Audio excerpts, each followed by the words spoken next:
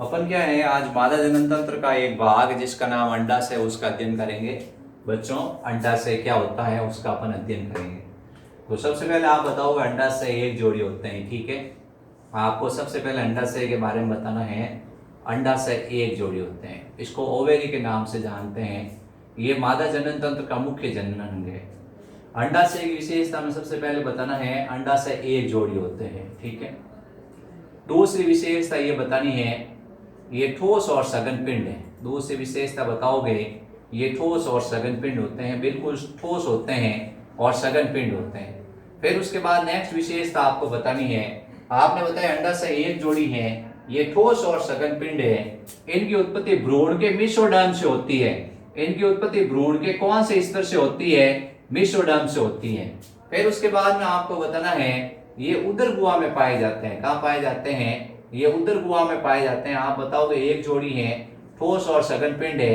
तीसरी विशेषता बतानी, उत्पत्ति भ्रूण के मेसोडर्म से होती है। फिर चौथी विशेषता बतानी है कि ये मतलब अपन देखते हैं सफेद रंग के होते हैं। कैसे रंग के होते हैं? सफेद रंग के होते हैं। और फिर आपको बताना है, ये बादाम की आकृति के होते हैं। कैसे आकृति के होते हैं? बादाम की आकृति के होते हैं, ठीक है।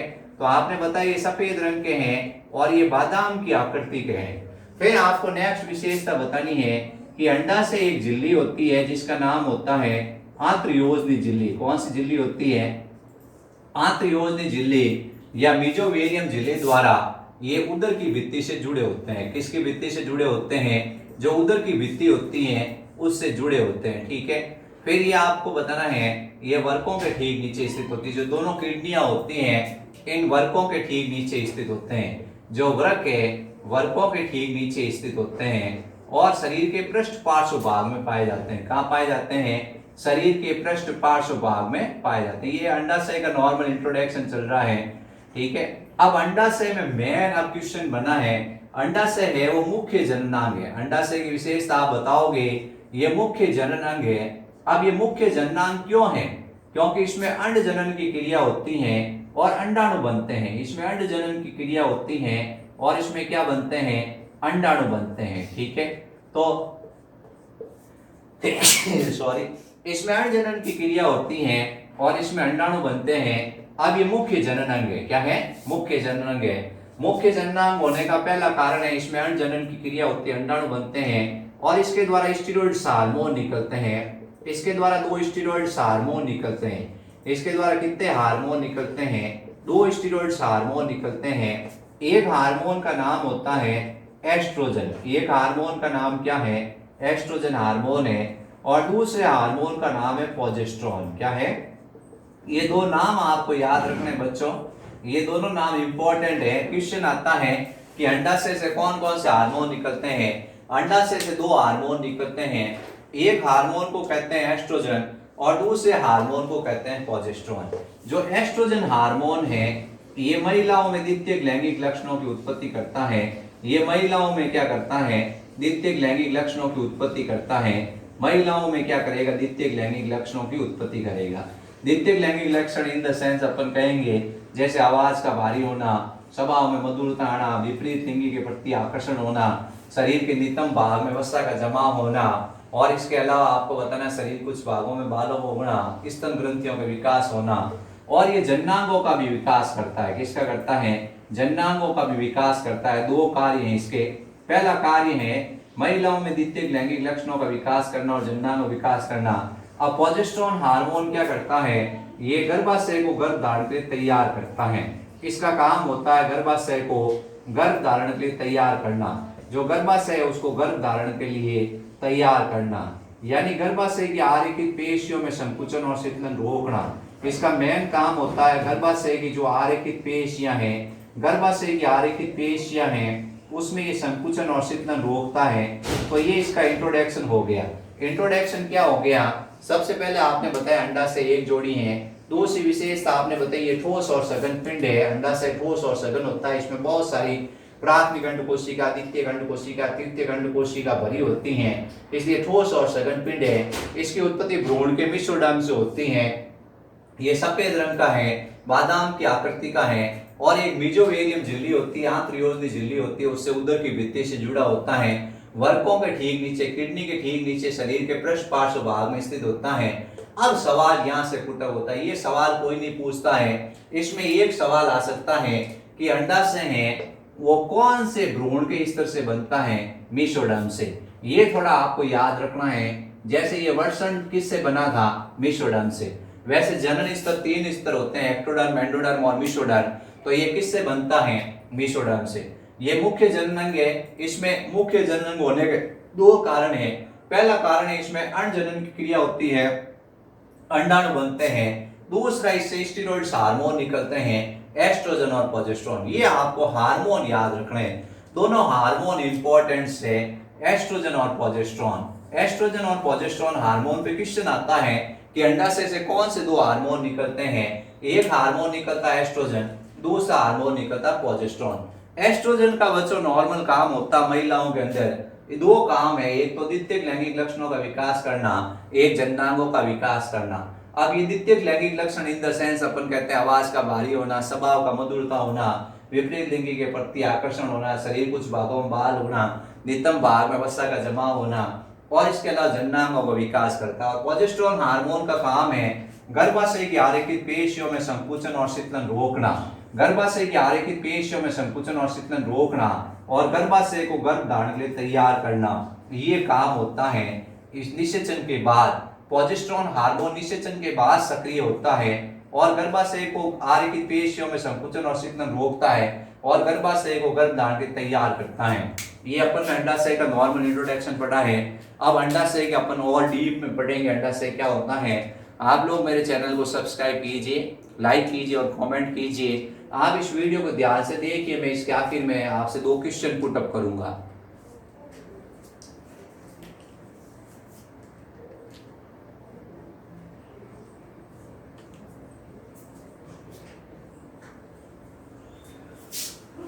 अब अपन अंडाशय हैं, उस अंडाशय के क्या है आंतरिक संरचना, उसका धीरे धीरे अध्ययन करेंगे। आपको एक एक चीज को एक्सप्लेनेशन करेंगे। अंडाशय के 2 भाग होते हैं। अंडाशय के पहले अपन पढ़ेंगे अंडाशय के कितने स्तर होते हैं, अंडाशय के चारों ओर। जब इस अंडाशय का अपन यू सेक्शन काटते हैं, इस तरह से अंडाशय को अपन यू देखते हैं, तो अंडाशय के चारों तरफ 2 स्तर दिखते हैं। सबसे बाहर विसरल पेरिटोनियम का पतला स्तर है। सबसे बाहर क्या है, ये पतली झिल्ली के समान एक स्तर है जिसका नाम है विसरल पेरिटोनियम। तो सबसे बाहर की तरफ जो स्तर है वो विसरल पेरिटोनियम है। एक विशेष प्रकार की उपकला है विसरल पेरिटोनियम, उसका बना होता है। उसके भीतर की ओर ये सहज उत्तक का स्तर होता है।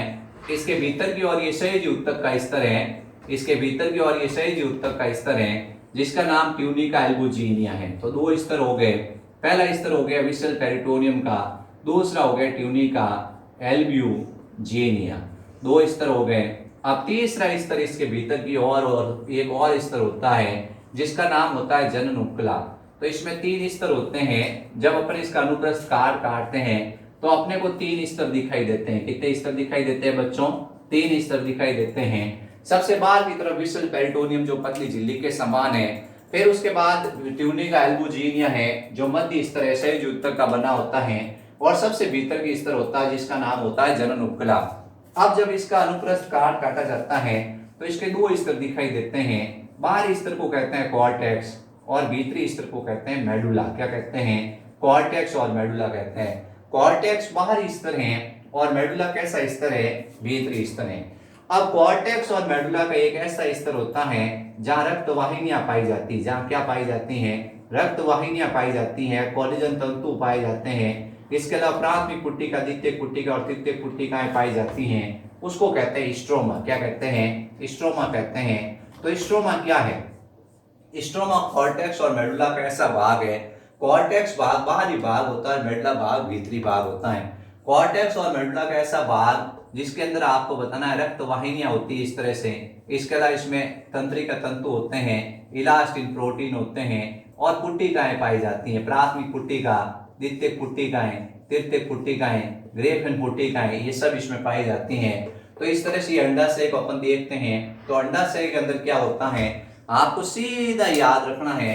सबसे पहले तो अंडाशय के स्तर कितने हैं, क्वेश्चन आपको याद रखना है कि अंडाशय के स्तर कितने होते हैं। जैसे ही क्वेश्चन पुट अप हुआ, कि अंडाशय के स्तर कितने हैं, तो आपको बताना 3 स्तर है। विशल पेरिटोनियम पतला स्तर है जो झिल्ली के समान बना हुआ है। फिर ट्यूनिका एल्बुजिनिया क्या है, मध्य स्तर है जो सहज ऊतक का बना हुआ है। फिर भीतरी स्तर है जो जनन उपकला है, जिसमें आपको बताना लगातार विभाजन होगा। ये घनाकार उपकला स्तर है, इसका लगातार विभाजन होगा और आपको बताना बहुत सारी अंडजननी कोशिकाएं बनेगी। और फिर इसके अंदर 2 भाग दिखाई देते हैं, बाहरी भाग कॉर्टेक्स है, भीतरी भाग मेडुला है। कॉर्टेक्स और मेडुला का ऐसा भाग जिसके अंदर रक्त वाहिनियां, तंत्रिका तंतु, इलास्टिन प्रोटीन, कोलेजन प्रोटीन ये सब पाए जाते हैं, पुट्टिकाएं, उसको कहते हैं स्ट्रोमा। ठीक है,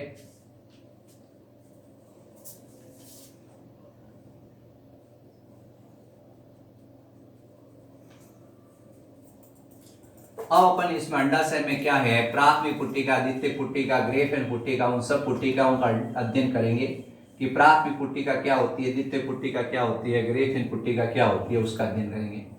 आप लोग चैनल को सब्सक्राइब कीजिए, आपको ये एकदम मैं अच्छी तरह समझा दूंगा क्या होता है, कैसे क्या होता है, आपको पूरा समझ में आ जाएगा। आप लोग थोड़ा धैर्य बनाए रखिए, थोड़ा टॉपिक भारी है। ये जनन उपकला है, इस जनन उपकला का सबसे पहले विभाजन होगा और बहुत सारी आपको बताना है अंड जननी कोशिकाएं बनेगी। जनन उपकला है, उस जनन उपकला का विभाजन होगा। कौन सा विभाजन होगा, समसूत्री विभाजन होगा और बहुत सारी क्या बनेगी, अंड जननी कोशिका बनेगी, यानी ऊगोनिया बनेंगे। बहुत सारे ऊगोनिया हैं वो बनेंगे, या अपन इसको कहेंगे अंडमात्र कोशिका। क्या कहेंगे, अंडमात्र कोशिका। तो जनन उपकला का बारंबार समसूत्री विभाजन होता है और बहुत सारी अंड जननी कोशिका या अंडमात्र कोशिकाएं बनती हैं। ये बन गई अंड जननी कोशिका, अंडमात्र कोशिका। अब इसमें से कुछ कोशिकाएं होगी जो भोजन का संग्रह करेगी और आकार बड़ी होगी। जैसे ये कोशिका भोजन का संग्रह करके आकार बड़ी हो गई है और शेष कोशिकाएं जो अंड जननी कोशिकाएं हैं वो इसके चारों तरफ एक आवरण के रूप में व्यवस्थित हो जाएगी। जैसे इसमें अंडजननी कोशिकाओं में से कोई भी एक कोशिका क्या करेगी, भोजन का संग्रह करेगी और आकार बड़ी हो गई। इसका नाम अपन ने रख दिया प्राथमिक अंड कोशिका। क्या रख दिया, प्राथमिक अंड कोशिका। Primary spermatocytes, primary oocyte cell, प्राथमिक अंड कोशिका क्या बन गया, प्राथमिक अंड कोशिका बन गई। और शेष जो अंडजननी कोशिकाएं हैं वो पुट्टक कोशिकाओं के रूप में इसके चारों तरफ आवरण बनाएगी। इसके चारों तरफ ये शेष अंडजननी कोशिकाएं पुट्टक कोशिकाओं के रूप में ऐसे आवरण बना लेगी। ये इस तरह से क्या हुआ, आपने देखा सबसे पहले जनन उपकला है, जनन उपकला का समसूत्र विभाजन हुआ, बहुत सारी अंडजननी कोशिकाएं हैं वो इसमें बन गई। अंडजननी कोशिकाओं को अंडमात्र कोशिका का, इसमें से किसी एक कोशिका ने भोज्य पदार्थ का संग्रह किया, यानी वृद्धि अवस्था में गई है, ये भोज्य पदार्थ का संग्रह किया है और आकार में बड़ी हुई है। कोई भी एक कोशिका भोज्य पदार्थ का संग्रह करती है और आकार बड़ी हो जाती है, इसको कहते हैं प्राथमिक अंड कोशिका और इन कोशिकाओं को कहते हैं पुट्टक कोशिका। तो एक कोशिका तो आकार बड़ी हो गई है जिसका नाम हो गया प्राथमिक अंड कोशिका और शेष कोशिका इसके चारों तरफ आवरण के रूप में है जिसका नाम है पुट्टक कोशिका। इस तरह से आपने कहा ये संरचना क्या है, ये संरचना है प्राथमिक पुट्टिका। तो प्राथमिक पुट्टिका के अंदर क्या होता है, प्राथमिक पुट्टिका के अंदर ये होता है कि इसके बीचों बीच में तो क्या पाई जाती हैं, इसके बीचों बीच में तो प्राथमिक अंड कोशिका पाई जाती हैं और इसके चारों तरफ पुट्टक कोशिकाओं का आवरण होता है। अब ये जो प्राथमिक पुट्टिका बनी है ये बदल जाती है द्वितीयक पुट्टिका में। किसमें बदल जाती है, द्वितीयक पुट्टिका में। इसके चारों तरफ पुट्टक कोशिकाओं का आवरण और ज्यादा बन जाता है, इसके चारों तरफ पुट्टक कोशिकाओं का आवरण है वो और बन गया और ये बदल गई द्वितीयक पुट्टिका में। किसमें बदल गई, द्वितीयक पुट्टिका में। ये द्वितीयक पुट्टिका के अंदर परिवर्तित हो गई। इस तरह से इसमें पुट्टक कोशिकाओं का आवरण बनता गया और ये संरचना बदल गई द्वितीयक पुट्टिका में। किसमें बदल गई, द्वितीयक पुट्टिका के अंदर ये बदल गई। द्वितीयक पुट्टिका के बीच में क्या है, द्वितीयक पुट्टिका के बीच में अभी तक प्राथमिक अंड कोशिका है। क्या है, प्राथमिक अंड कोशिका और इसके चारों तरफ पुट्टक कोशिकाओं का आवरण है। अब यहाँ पे क्या होता है, अब यहाँ पे ये होता है कि द्वितीयक पुट्टिका फिर बदलती है तृतीयक पुट्टिका में। किसमें बदलती है, तृतीयक पुट्टिका में। इसके बीच में ये क्या है, ये बीच में प्राथमिक अंड कोशिका है। क्या है, बीच में प्राथमिक अंड कोशिका है और इसके चारों तरफ पुट्टक कोशिकाओं के एक से अधिक स्तर है। इसके चारों तरफ पुट्टक कोशिकाओं के एक से अधिक स्तर है तो इस तरह से पुटक कोशिकाओं के स्तर बनते जाएंगे, पुटक कोशिकाओं के स्तर बनते जाएंगे। तो ये पुटक कोशिकाओं के स्तर बनते गए, ये प्राथमिक पुट्टिका, द्वितीय पुट्टिका, तृतीय पुट्टिका, इस तरह पुट्टिकाएं बनती गई। अब ये तृतीय पुट्टिका बनी है, अब इसका होगा आगे परिपक्वन, क्या होगा, परिपक्वन होगा।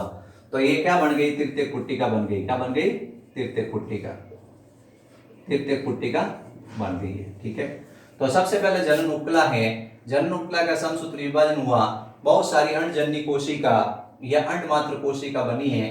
अंडमात्र कोशिका में से कोई भी एक कोशिका भोज्य पदार्थ का संग्रह करती हैं और आकार बड़ी हो जाती हैं, इसको कहते हैं प्राथमिक अंड कोशिका, और शेष पुटक कोशिकाएं इसके चार तरफ आवरण के रूप में होती हैं। इस संरचना को अपन ने कहा प्राथमिक पुट्टिका। प्राथमिक पुट्टिका से बनी द्वितीय पुट्टिका, द्वितीय पुट्टिका से बनी तृतीय पुट्टिका।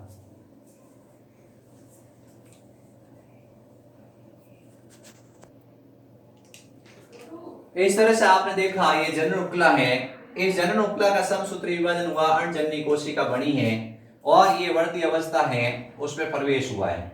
लेकिन उससे पहले ये जो प्राथमिक पुट्टिका है इसका निर्माण लगभग 60 से 80 हजार ये संख्या बनती है। कितनी बनती है, 60 से 80 हजार ये बनती हैं। ठीक है, इनका निर्माण होगा, ये क्रिया तो यौवन आरंभ से पहले हो जाएगी।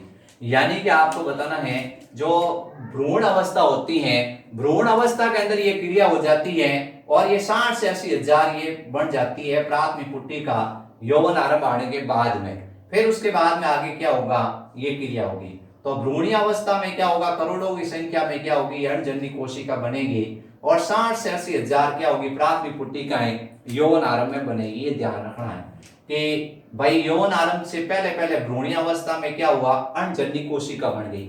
अंडजन्य कोशिका से प्राथमिक पुट्टिका कितनी बनेगी, 60 से 80 हजार बनेगी, जो किस अवस्था तक बनेगी, यौवन आरंभ तक बनेगी।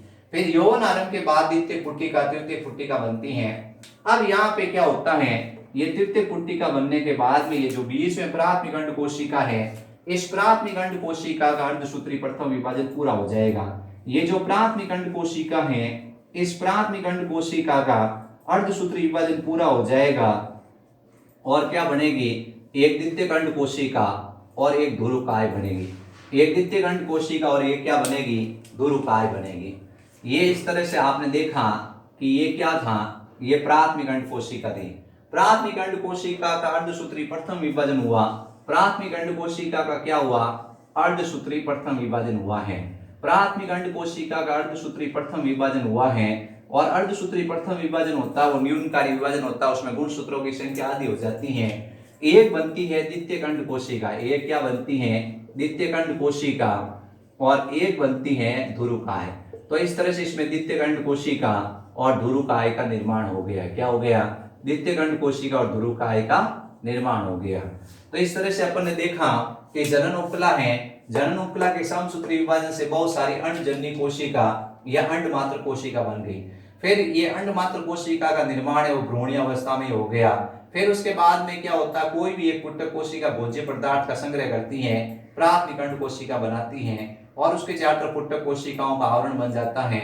ये 60 से 80 हजार बनती हैं और ये बनती है यौवन आरंभ में। फिर उसके बाद ये प्राथमिक पुट्टिका द्वितीय पुट्टिका में, द्वितीय पुट्टिका तृतीय पुट्टिका में बदल जाती हैं। अब ये जो तृतीय पुट्टिका बनती है इसके अंदर प्राथमिक अंड जनन कोशिका है, उसका कौन सा विभाजन होता है, अर्धसूत्री प्रथम होता है और एक तृतीय अंड कोशिका और एक ध्रुवकाय बनती है। यानी ये तृतीय अंड कोशिका है, इसका परिपक्वन होगा। तृतीय अंड कोशिका का क्या होगा, परिपक्वन होगा। तृतीय अंड कोशिका का होगा परिपक्वन और इससे बनेगी एक द्वितीय अंड कोशिका और ये क्या बनेगी, ध्रुवकाय। ये अपने को ध्यान रखना है। अब अपन इसको ध्यान से समझते हैं कि इस तरह से क्या होता है, थोड़ा डायग्रामेटिक और अच्छा एक्सप्लेन करते हैं आप लोगों को। क्या बना, ये द्वितीय पुट्टिका बनी, क्या बनी, द्वितीय पुट्टिका। द्वितीय पुट्टिका बन चुकी है। द्वितीय पुट्टिका से क्या बना है, तृतीय पुट्टिका बनी। ठीक है, तृतीय पुट्टिका बन गई है। तृतीय पुट्टिका बनी है, उसके अंदर कौन सा विभाजन होगा, उसके अंदर अर्धसूत्री प्रथम विभाजन होगा। कौन सा होगा, अर्धसूत्री प्रथम विभाजन होगा। इस तरह से इसमें अर्धसूत्री प्रथम विभाजन होगा और एक ध्रुवकाय और एक क्या बनेगी, एक ध्रुवकाय और एक अंडाणु कोशिका बनेगी। तृतीयक पुट्टिका में विभाजन होगा, जो तृतीयक पुट्टिका उसमें विभाजन होगा, कौन सा विभाजन होगा? अर्धसूत्री प्रथम। कौन सा होगा? अर्धसूत्री प्रथम। और एक बनेगी ध्रुवकाय। क्या बनेगी? अर्धसूत्री विभाजन प्रथम होगा जो न्यूनकाय होगा, इससे एक बन जाएगी छोटे आकार कोशिका जिसका नाम होगा ध्रुवकाय। क्या होगा? ध्रुवकाय। और एक बड़े आकार कोशिका बनेगी जिसका नाम होगा द्वितीयक कोशिका। तो एक तो बन गई ध्रुवकाय। क्या बन गई? एक बन गई ध्रुवकाय और एक बन गई द्वितीयक कोशिका। ये क्या है? द्वितीयक कोशिका। क्या है? द्वितीयक कोशिका। और इसके चारों तरफ एक और छोटी सी कोशिका है, द्वितीयक कोशिका, और एक बन गई ध्रुवकाय। ये ध्रुवकाय बन गई। अब इसके चारों तरफ पुट्टक कोशिकाओं के बहुत सारे स्तर होते हैं। अब इसके चारों तरफ पुट्टक कोशिकाओं के क्या होते हैं? बहुत सारे स्तर होते हैं। जो सबसे इसके बाहरी स्तर होता है उसका नाम होता है कणिका में झिल्ली। इसका जो सबसे बाहरी स्तर होता है, ये तृतीयक पुट्टिका परिपक्व होती है, इसको कहते हैं ग्रेफिन पुट्टिका। ये सबसे बाहरी स्तर है। बाहरी स्तर का नाम होता है कणिका में झिल्ली, मेम्ब्रेना ग्रेनुलोसा। ये सबसे बाहरी स्तर है जिसका नाम है कणिका में झिल्ली। ये सबसे बाहरी स्तर है जिसका नाम है कणिका में झिल्ली। ये इस तरह से कणिका में झिल्ली बनी है। ये कणिका में झिल्ली बन गई है। तो इसके सबसे बाहर की ओर ये परिपक्व हो चुका है तृतीयक पुट्टिका, इसको कहते हैं ग्रेफिन पुट्टिका। क्या कहते हैं? ग्रेफिन पुट्टिका। इसका ये जो सबसे बाहरी स्तर है इसका नाम होता है कणिका में झिल्ली। क्या होता है? कणिका में झिल्ली। ये ग्रेफिन पुट्टिका बन चुकी है। क्या बन चुकी है? ग्रेफिन पुट्टिका। इसके बीचों बीच में क्या है? द्वितीयक कोशिका। इसके चारों ओर एक छोटी सी ध्रुव कोशिका है। ये कणिका में झिल्ली हो गई। क्या हो गई? कणिका में झिल्ली हो गई। फिर उसके बाद अपन कहते हैं कणिका में झिल्ली के दो स्तर हैं, थीका एक्सटर्ना और थीका इंटरना। ये जो बाहरी स्तर है इसका नाम है थीका एक्सटर्ना। कणिका में झिल्ली के दो स्तर है। बाहरी स्तर का नाम है थीका एक्सटर्ना और भीतरी स्तर है जिसका नाम है theca interna. Theca interna. Theca externa और थीका इंटरना दो स्तर हो गए। एक का नाम है थीका एक्सटर्ना और एक का नाम है थीका इंटरना। तो दो स्तर बन गए, थीका एक्सटर्ना और थीका इंटरना। इस तरह से आपको बताना है कि कणिका में झिल्ली के दो स्तर हो गए। फिर ये जो द्वितीयक कोशिका है, द्वितीयक कोशिका के चारों तरफ एक पतली पारदर्शी झिल्ली होती है। द्वितीयक कोशिका के चारों तरफ एक पतली पारदर्शी झिल्ली होती है जिसका नाम होता है जोना पेलुसिडा। इसके चारों तरफ एक पतली पारदर्शी झिल्ली है इस तरह से, इसका नाम होता है जोना पेलुसिडा। ये प्राथमिक झिल्ली है, जोना पेलुसिडा। तो इसके चारों तरफ एक झिल्ली है जिसका नाम है जोना पेलुसिडा। ठीक है, तो आपको ध्यान रखना द्वितीयक कोशिका के चारों तरफ एक पतली पारदर्शी झिल्ली होती है जिसका नाम होता है जोना पेलुसिडा। फिर इसके चारों तरफ पुट्टक कोशिकाओं का आवरण और होता है। इसके चारों तरफ ये पुट्टक कोशिकाओं का आवरण है। इस पुट्टक कोशिकाओं के आवरण को कहते हैं अर्यक्रीट। क्या कहते हैं? अर्यक्रीट के नाम से जानते हैं। ये इस तरह से इसके चारों तरफ पुट्टक कोशिकाओं का आवरण है जिसका नाम होता है अर्यक्रीट। क्या होता है? अर्यक्रीट। इस तरह से अर्यक्रीट है। ये अर्यक्रीट है। क्या नाम है इसका? अर्यक्रीट। तो आपने क्या देखा कि इसके दो स्तर हैं। एक का नाम तो है स्वस्थ, ये जो झिल्ली है इसका नाम है जोना पेलुसिडा, और बाहर की तरफ एक और स्तर है जिसका नाम है अर्यक्रीट या जिसको कहते हैं कोरोना रेडिएटा। जिसका नाम क्या होता है? कोरोना रेडिएटा होता है। ये ध्यान रखना है। समझ के बच्चों, मैं आपको इसको कणिका में झिल्ली है, ग्रेफिन पुट्टिका का एक पूरा डायग्राम और बना दूंगा। आप लोग टेंशन नहीं करनी है, समझ में आ जाएगा। फिर ये जो कणिका में झिल्ली है और ये जो कोरोना रेडिएटा है उसके बीच में आपको खाली जगह दिख रही है। कणिका में झिल्ली और अर्यक्रीट के बीच में खाली जगह दिख रही है। उस खाली जगह को अपन कहते हैं पुट्टी की गुहा। क्या कहते हैं? पुट्टी की गुहा कहते हैं। उसमें एक दर भरा होता है जिसको कहते हैं पुट्टी की दर। इसमें एक दर भरा हुआ है जिसका नाम होता है पुट्टी की दर। क्या नाम है? पुट्टी की दर।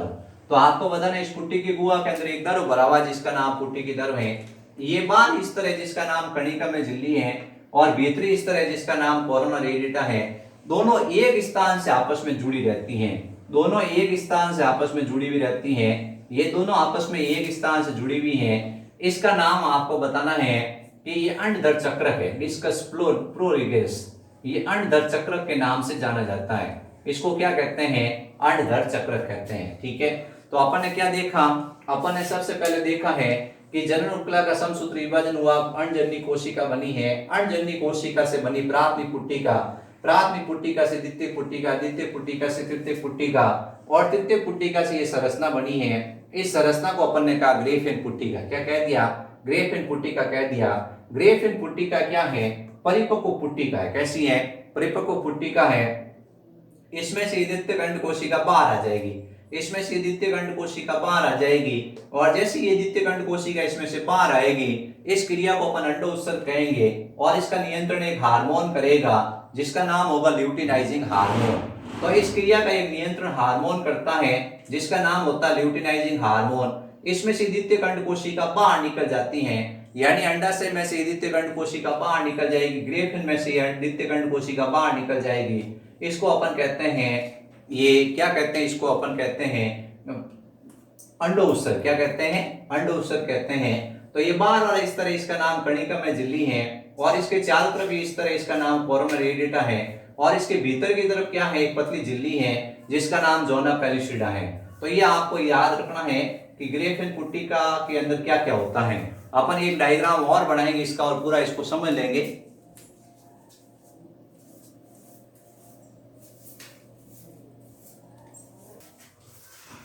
हाँ, तो अपन एक डायग्राम बनाएंगे और उससे समझेंगे किस तरह से क्या होता है ग्रेफिन पुट्टिका की संरचना। ये सबसे बीच में है द्वितीय अंड कोशिका, सबसे बीच में क्या है, द्वितीय अंड कोशिका है। ये सबसे बीच में द्वितीय अंड कोशिका, द्वितीय अंड कोशिका, और इसके चारों तरफ क्या है, इसके चारों तरफ पुट्टक कोशिकाओं का आवरण है। पहले देखिए पतली झिल्ली है, इस झिल्ली का नाम है जोना पेलिसिडा झिल्ली। ये पतली झिल्ली होती है जिसको कहते हैं जोना पेलिसिडा झिल्ली, जोना पेलिसिडा झिल्ली। इस झिल्ली का नाम है जोना पेलिसिडा झिल्ली। ठीक है, ये जोना पेलिसिडा झिल्ली है। इसके चारों तरफ पुट्टक कोशिकाओं का आवरण है। इसके चारों तरफ क्या है, पुट्टक कोशिकाओं का आवरण है। ये इस तरह से पुट्टक कोशिका, ये स्तंभाकार पुट्टक कोशिकाओं का आवरण है। इसको कहते हैं कोरोना रेडिएटा। इसको किस नाम से जानते हैं, कोरोना रेडिएटा के नाम से जानते हैं, कोरोना रेडिएटा। ये है कोरोना रेडिएटा। ठीक है, फिर इसके बाद रेडिएटा है, कोरोना रेडिएटा। अब इसके बाहर की तरफ पुट्टक कोशिकाओं का इस तरह सबसे बाहर की तरफ, जिसका नाम आपको बताना है कणिका में झिल्ली। ये बाहर की तरफ एक पुट्टक कोशिकाओं का और आवरण है जिसका नाम होता है कणिका में झिल्ली। कणिका में झिल्ली से ही एस्ट्रोजन हार्मोन निकलता है, ये चीज ध्यान रखना है। ये जो कणिका में झिल्ली है इससे ही हार्मोन निकलता है एस्ट्रोजन। इसके दो स्तर है, बाहरी स्तर का नाम थीका एक्सटर्ना है और भीतरी स्तर का नाम है थीका इंटरना। इसके द्वारा जो थीका इंटरना है उसके द्वारा आपको बताना है एस्ट्रोजन हार्मोन निकलता है। ये हो गया थीका, ये कणिका में झिल्ली हो गई। कणिका में झिल्ली के दो स्तर हो गए हैं, कणिका में झिल्ली के दो स्तर हो गए। बाहरी स्तर का नाम हो गया थीका एक्सटर्ना। क्या हो गया, थीका एक्सटर्ना। और भीतरी स्तर का नाम हो गया थीका इंटरना। थीका एक्सटर्ना और थीका इंटरना, इस थीका इंटरना से ही एस्ट्रोजन हार्मोन निकलता है। ठीक है, ये ध्यान रखना है। अब दोनों के बीच में ये क्या है, कोरोना रेडिएटा, और ये जो थीका एक्सटर्ना है, थीका इंटरना है, उसके बीच में एक खाली जगह है जिसका नाम है पुट्टी की गुहा। क्या नाम है, पुट्टी की गुहा। इसके अंदर एक दर भरा होता है जिसका नाम आपको बताना है पुट्टी की दर होता है। ये दोनों एक जगह से आपस में जुड़ी होती हैं। कौन, कोरोना रेडिएटा और ये कणिका में झिल्ली, उसका नाम होता है अंडधर चक्र। क्या नाम होता है, अंडधर चक्र होता है। ये अपने को ध्यान रखना है। अब ये पुट्टी के गुहा के अंदर क्या भरा हुआ है, पुट्टी के दर, ये हो गई ग्रेफिन पुट्टिका। क्या हो गई, ग्रेफिन पुट्टिका। इसके अंदर बीचों बीच में क्या है, द्वितीय अंड कोशिका है। ये द्वितीय अंड कोशिका बाहर निकल जाएगी, द्वितीय अंड कोशिका बाहर निकल जाएगी। इस क्रिया को कहते हैं अंडोत्सर्ग। क्या कहते हैं, अंडोत्सर्ग। और इसका नियंत्रण एक हार्मोन करता है जिसका नाम होता है ल्यूटिनाइजिंग। ये सवाल आता है कि अंडोत्सर्ग किसे कहते हैं और इसका नियंत्रण कौन सा हार्मोन करता है, एलएच करता है।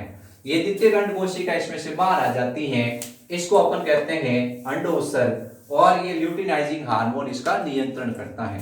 ये हो गई अपने ग्रेफिन पुट्टिका जो अंडाशय के अंदर पाई जाती है। अब अपन इसको एक बार पूरा रिवाइज कर लेते हैं किस तरह से क्या होता है अंडाशय के अंदर। अंडाशय के अंदर ये है जनन उपकला, क्या है, जनन उपकला है। इस जनन उपकला का होगा समसूत्री विभाजन। अंडाशय के अंदर ये जनन उपकला है, जनन उपकला का होगा समसूत्री विभाजन, और समसूत्री विभाजन से बनेगी बहुत सारी अंडजननी कोशिका।